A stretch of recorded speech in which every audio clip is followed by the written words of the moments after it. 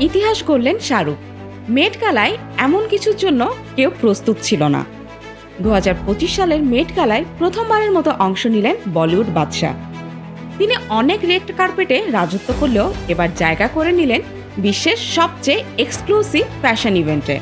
হ্যাঁ, শাহরুখ খান প্রথম বলিউড পুরুষ অভিনেতা যিনি হাজির হলেন মেট গালার ব্লু কার্পেটে। কিন্তু মেট গালায় তো সবাই আসে, তাদের মধ্যে আলাদা হয়ে উঠতে লাগে অন্যরকম কিছু। শাহরুখ সেটা করলেন স্টাইল আর প্রতীকের মাধ্যমে। তার পরনে ছিল সব্যসাচী ডিজাইন করা কালো ফ্লোর লেন্থ কোট, গলায় বিশাল কে লেখা চেন, আর হাতে ছিল বাঘের মাথার ছড়ি। তার লুকে ছিল রাজকীয়তা, ঐতিহ্য আর একটা পরিষ্কার বার্তা। কিন্তু কি সেই বার্তা? সব্যসাচী এই লুক তৈরি করেছেন রয়্যাল বেঙ্গল টাইগার থেকে অনুপ্রাণিত হয়ে। কালো কোট, শক্ত চেইন আর ছড়ি, সব মিলিয়ে এখানে ফুটে উঠেছে সাহস, নিয়ন্ত্রণ আর ঐতিহ্য।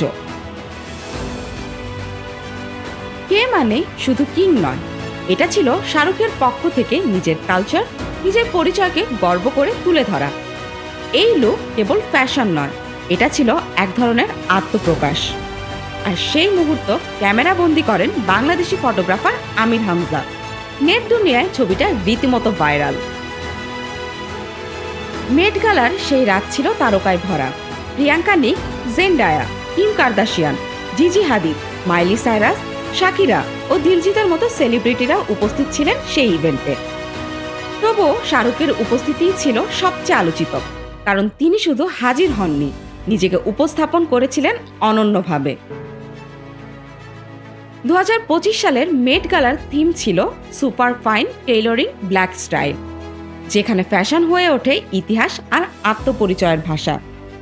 এই থিমে নিজের শিকড় নিয়ে দাঁড়ানো মানেই সাহস, আর সেটাই করেছিলেন শাহরুখ খান।